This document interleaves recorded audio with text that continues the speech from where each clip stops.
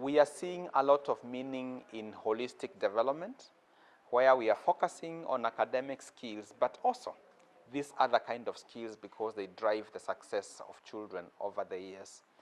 The second thing we are emphasizing is that for teachers, we know there are efforts to implement CBC, and CBC is including this. But we know that teachers need to believe first that you are not just educating for children to pass examination and get a certain grade. You are at the center of driving success for this schooling generation.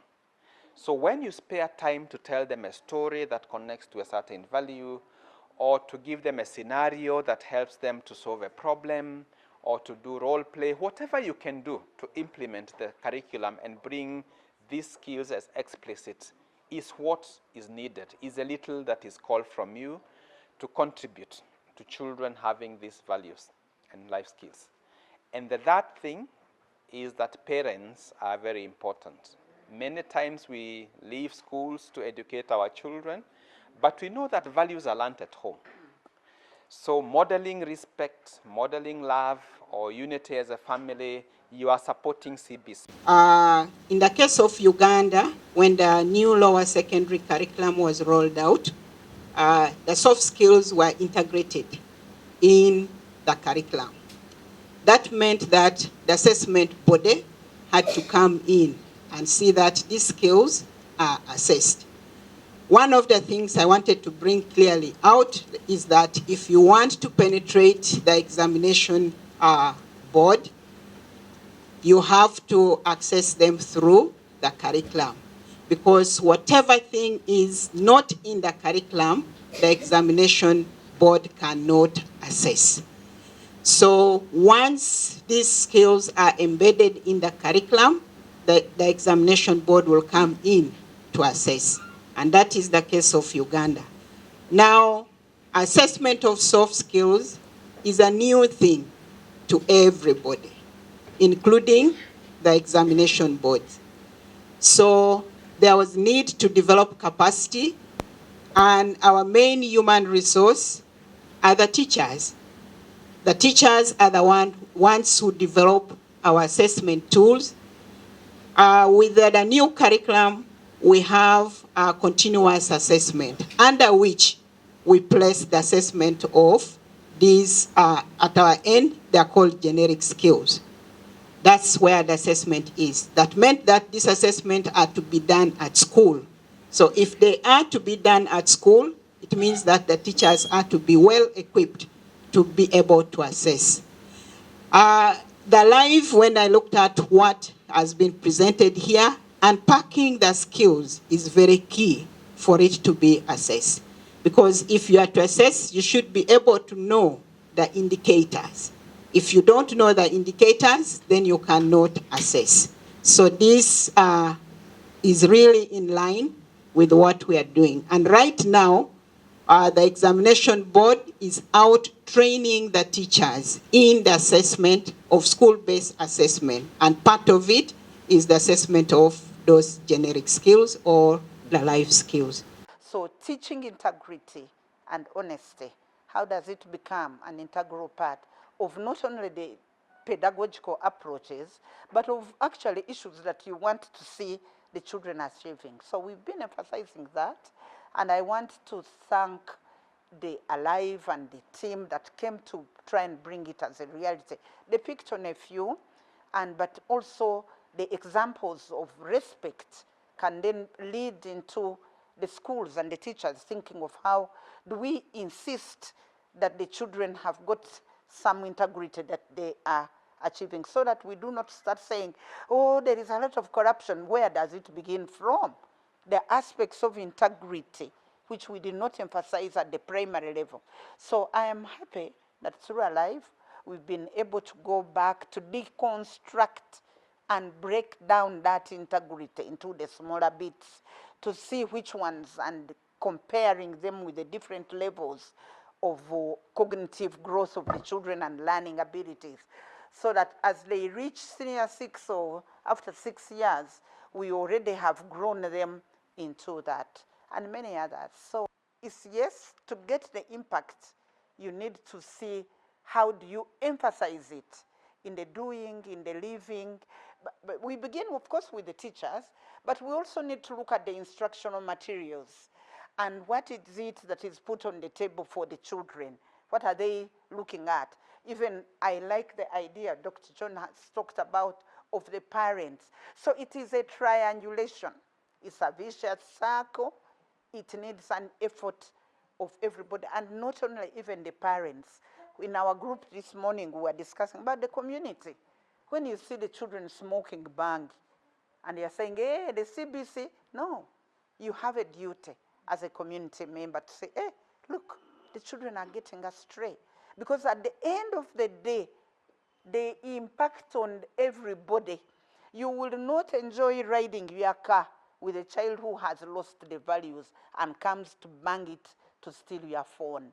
You will not enjoy your home when somebody is making funny noise because the banging has entered his head. So what is it that the community should come together and say, look, what are the morals?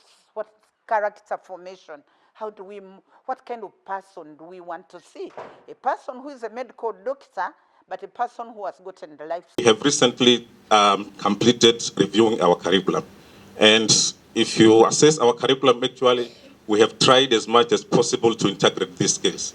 And this thanks also goes to the Milele Foundation, because it was not a task for only School of Education. When you talk about curriculum in Zanzibar, you have BA with education, BSc education. It consists of courses in education and courses in other fields. So there was a need for these teachers, those lecturers from different schools, different professions, to be able to know, to understand these skills, so that they can start to integrate them into the curriculum. So that is where Milele Foundation came in, and actually we had them, and they trained the curriculum developers from the universities to be able to understand these skills and also to integrate them into the skills. So presently our curriculum are in that direction. You can find that there are different ways of which they have been integrated. We also developed those innovative pedagogies that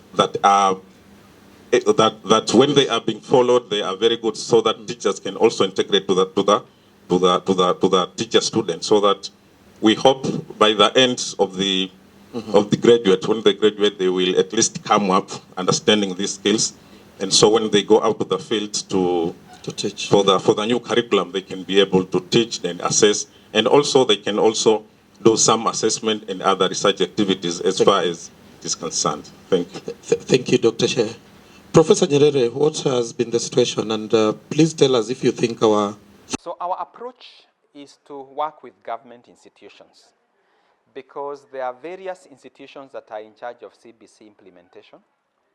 So we are working with the Teacher Service Commission, who are in charge of training teachers, because if we improved teacher training to include these competencies, then our teachers will be better prepared. We are working with the Institutes of Curriculum Development, because even though we have CBC, our curriculum needs to be broken down and simplified for teachers to know what to begin with. And so we are collaborating with the curriculum institutes across the countries. We are working on assessment, because we know that what is assessed is what is valued. So unless national examination councils also adopt these kind of competencies in the assessments, then teachers will and schools will not also know how to focus on them more. And we are working with the ministries of education and teacher training institutions, because we need not to focus just on the teachers that are in the workforce today, that are teaching in classrooms, but also those in colleges that are preparing to become teachers. When we fix the pre-service, then we know that the teachers that will be employed in 2 years, 3 years, will be competent in these skills, and they'll come and contribute. So our approach is collaborating with all that are in charge of CBC implementation, so that the challenges that are there, we don't just blame governments, but we come in to also be part of the solution. Yes, there will definitely be a lot of recommendations, and the beauty of it is that we are not making recommendations in a vacuum. We are working with government institutions, and they are represented at a very high level. So when we work with government, we make sure that we first of all understand the system itself and how it works, and then we look at what are the gaps. And our approach is not to be critical or to have blame games, but rather we try and find out how can we support KICD, how can we support the National Curriculum Development Center in Uganda, or whichever other institution we are working with, in order to have ownership and sustainability of what we do. We never create a parallel system. So yes, there will be recommendations, and we always aim for recommendations that are practicable and recommendations that will improve and really bring about the system shift that we are looking for. My name is Dr. Purity Ngina. I'm the CEO, National Gender and Equality Commission.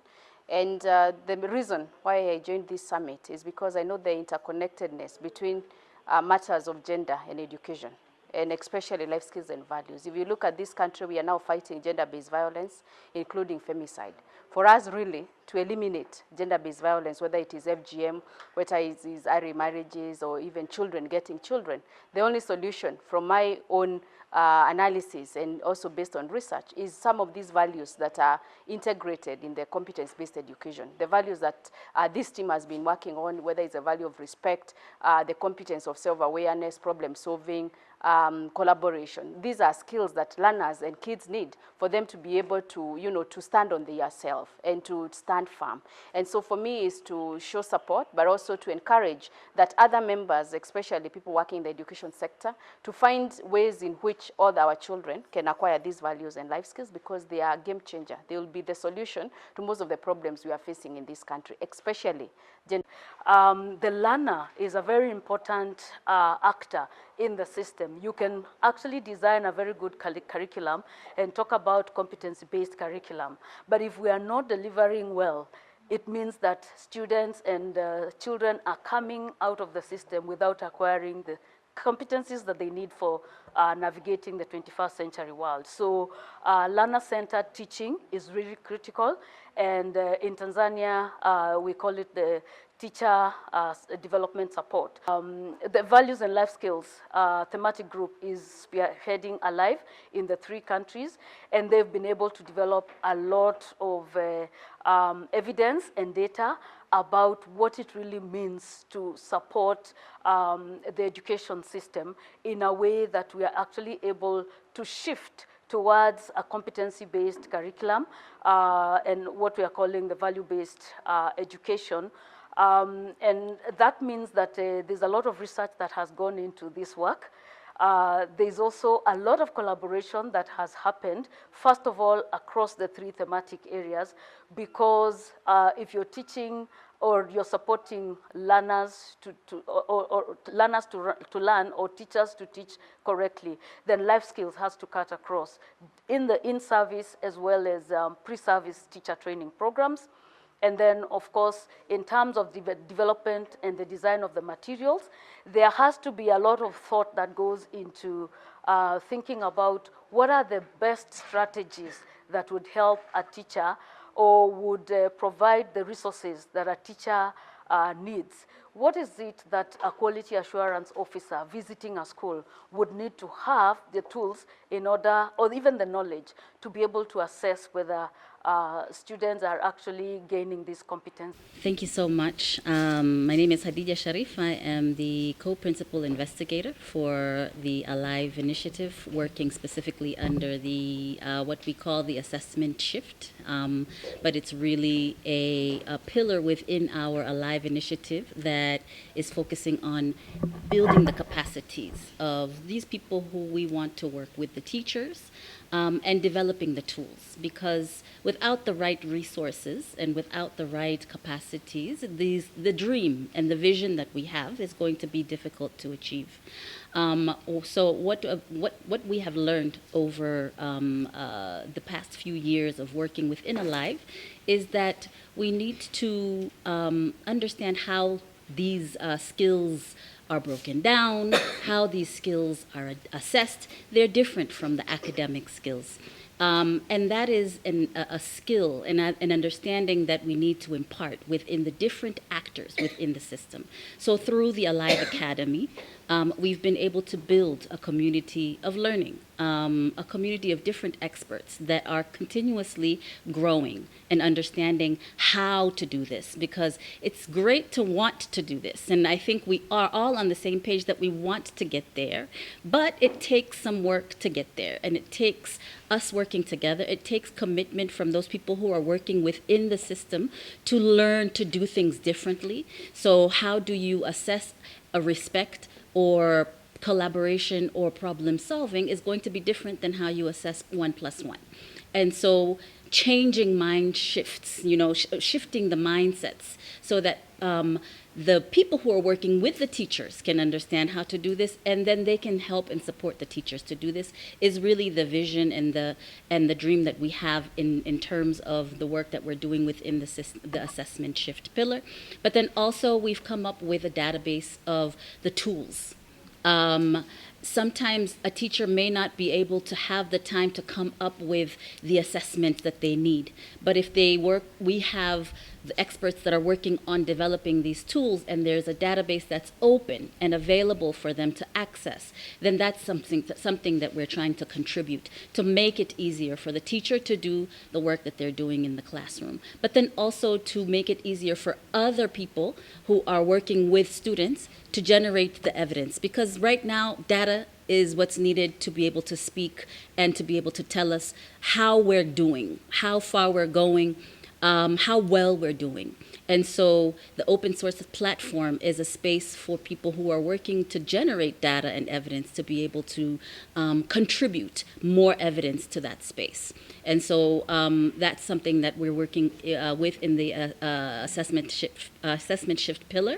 But then one of the strides that I think we've made, especially in Tanzania, has been the parental engagement, the campaigns. We started in the middle of last year to engage with the various different organizations within RELI. And the benefit of collaboration is that you can work with organizations. So in Zanzibar, in Tanzania, we worked with people in Morogoro, we worked with people in Zanzibar, we worked with people in Dar es Salaam, and they all came up with the same approach to engaging parents and used local champions and trained them to instill in them the importance of these skills. And then they sent that army of people into the different communities. They engaged with parents, they talked to parents, they listened to the parents' challenges, and we were able to begin to spark the conversation and hear from them and hear from the challenges of how